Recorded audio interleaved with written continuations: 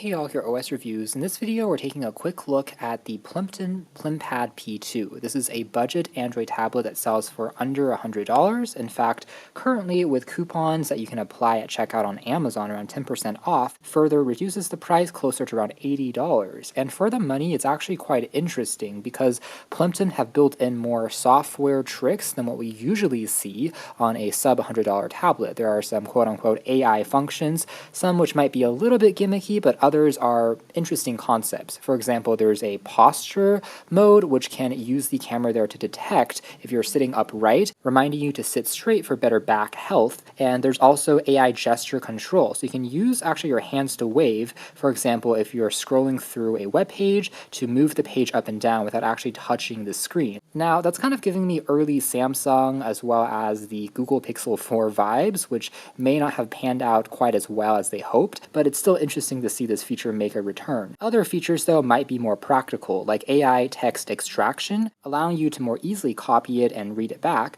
as well as optimizing the color and contrast, kind of upscaling videos into HDR. So kind of surprising that they put so much effort into making these extra features on a very low-cost tablet.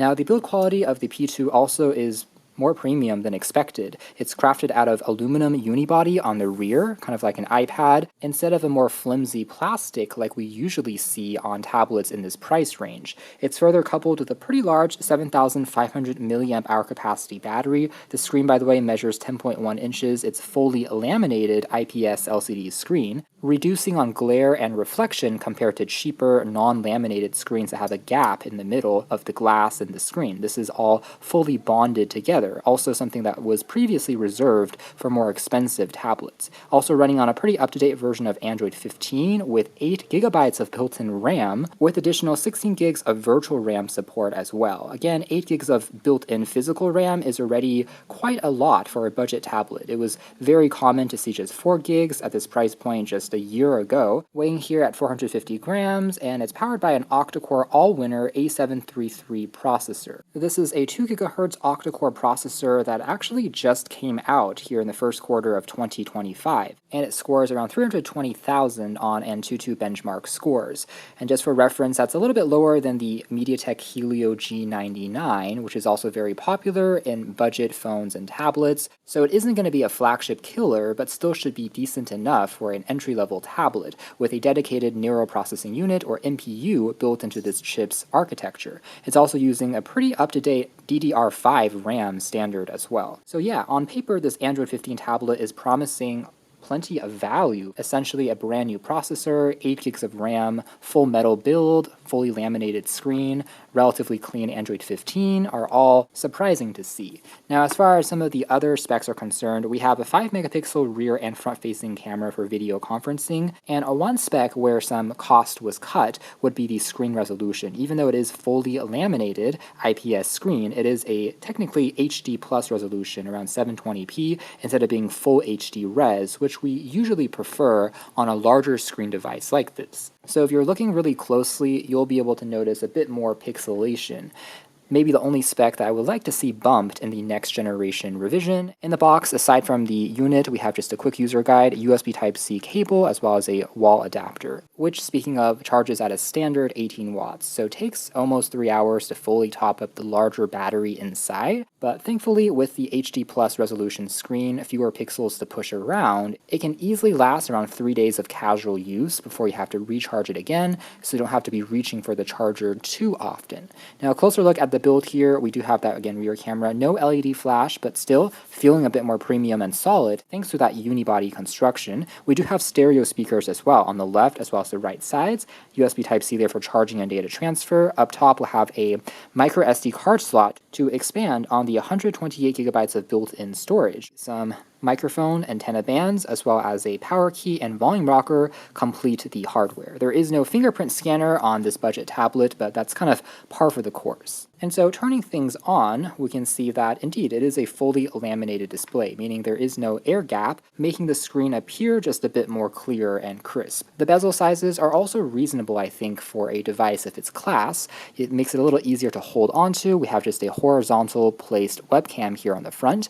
As far as this Android 15 experience is concerned, we have that drag up drawer for applications, and it is a relatively clean version of Android when it comes to not including too much bloatware. You'll otherwise find a basic sound recorder here, as well as a AWOCR app. And what this allows us to do is scan in handwritten notes and transcribe those into text. You can also choose different languages up top. So it's one of the instances of the AI capabilities that they built in, one of the only preloaded apps that we saw there aside from regular Android tools. We can choose from a couple of different languages. Using English here just for demonstration, after a split second, you can see it's tried to pull out and extract some of the text.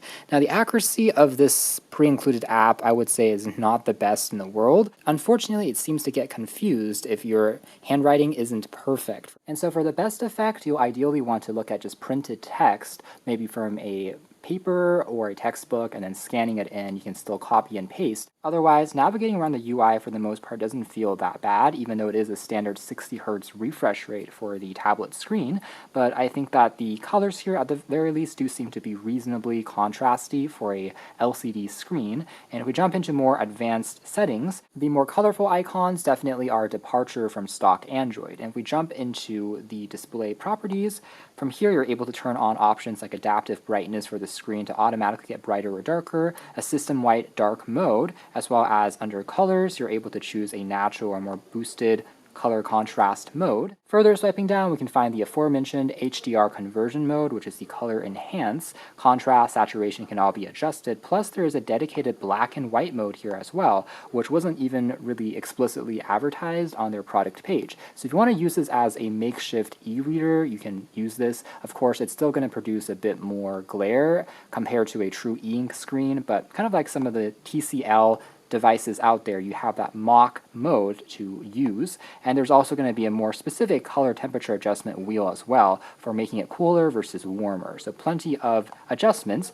and a dedicated reading mode here also turns off the blue light filter, making the screen a little bit more yellowish and comfortable if you're reading back articles, for example. Further scrolling down into the System tab, you're also able to access the virtual RAM expansion. So again, aside from the 8 gigs of built-in physical RAM, you can supplement that with up to 16 gigabytes, borrowing from the ROM storage. It's not going to be exactly the same thing as actual RAM, but it can still be helpful for just multitasking a little bit more easily. So the first section is going to be the posture reminder capability using the front-facing camera. So if you're commonly tilting your head forward, as you can tell there, it's going to give you a reminder to kind of look up and not always stare down at the screen. So you can see that in our demo, I've tilted my head and a pop-up says it's bad for your eyes. And if I actually kind of move away and now raise my head, the pop-up notification goes away. So not bad and not as intrusive as I was expecting. There's also the next one here called air gestures for, again, swiping up and down just by using your hand in a gesture like this.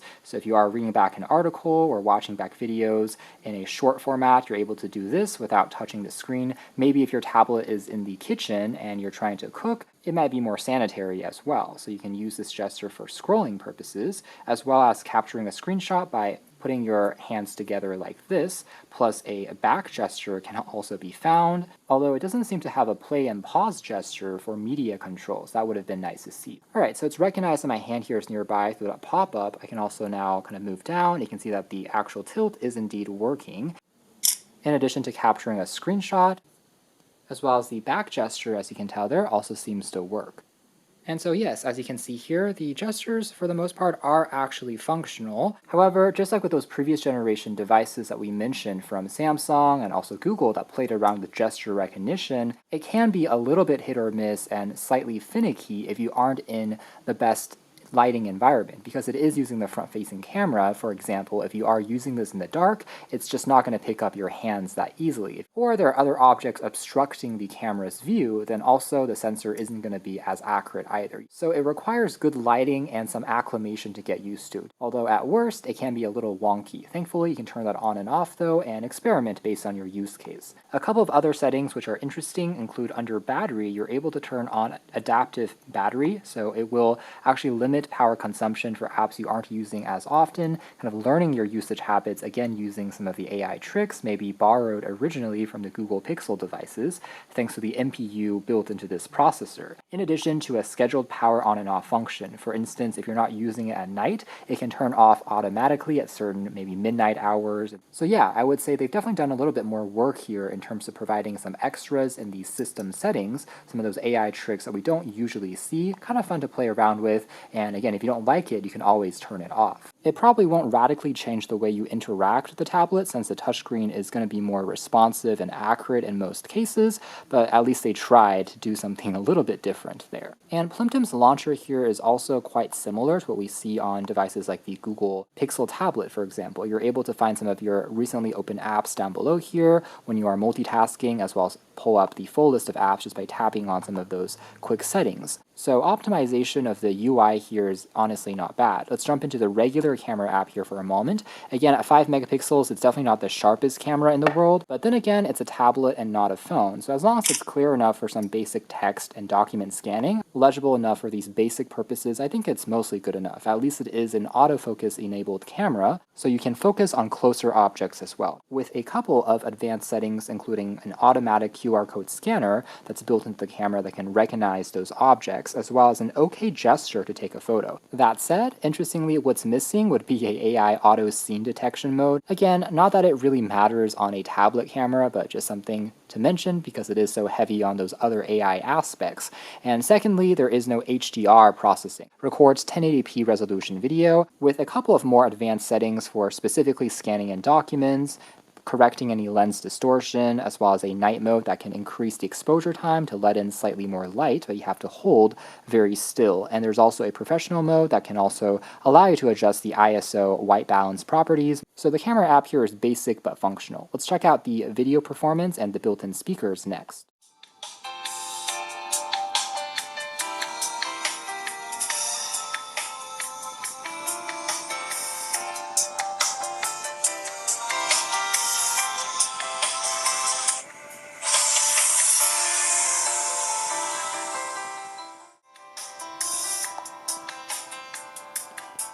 Alright, so turning down the volume there, some takeaways would be, actually it's not bad when it comes to the experience for just watching back some casual YouTube videos.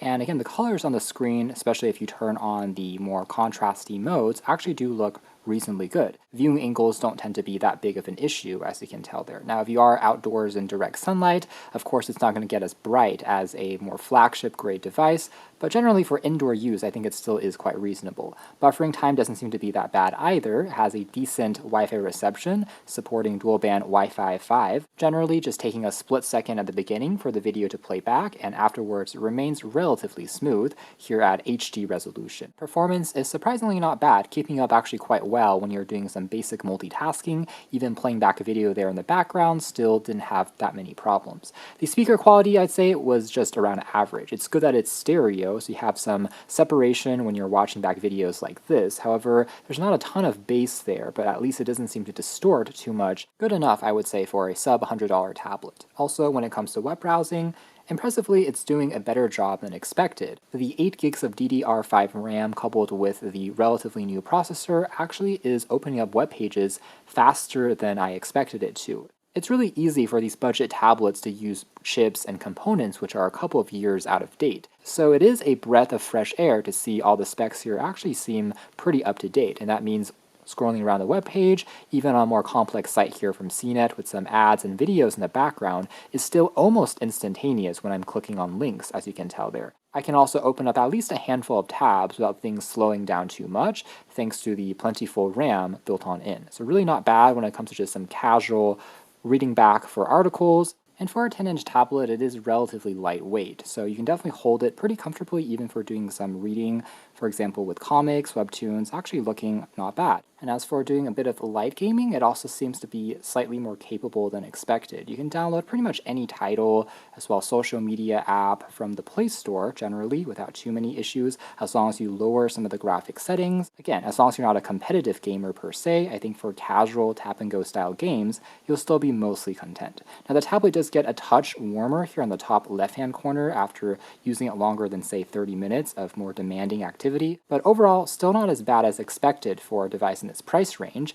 And also, again, fluidity isn't that bad either, maybe also helped by the 720p display, so the GPU doesn't have to work quite as hard when you are playing back games like this. So it gets by for doing some casual gameplay. So that's more or less it as far as our hands-on review of the Plimpton Plimpad P2. That name is a bit of a tongue twister, but surprisingly this is actually a very good showing for a sub $100 budget Android tablet. It's all about having reasonable expectations, and of course some compromises have to be made to hit a much lower price point. But I think they've made some pretty smart choices here. For instance, using a slightly newer processor with that NPU built in.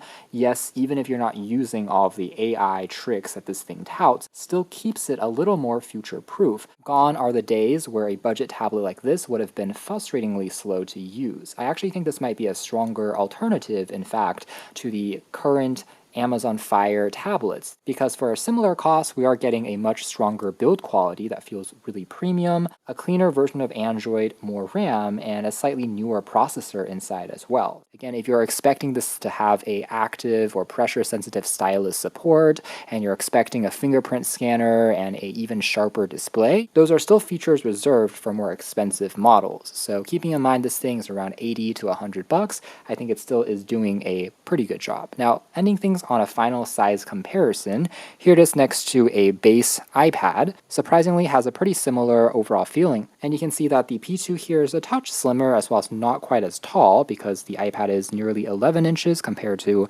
a 10.1 inch device here, and the iPad being at least 2 to 3 times more expensive with less RAM as well as less storage built in, but a sharper display. So there are some trade-offs, of course, but still impressive to see at this price point. So if you're interested in a relatively solid entry-level budget tablet, this is actually a pretty good one to consider with up-to-date specs in 2025, even looking past some of those AI features. You can check out more details in the links down below if interested, but for now that's been our video. Thanks for watching here at OS Reviews. That's been the Plimpton Plimpad P2.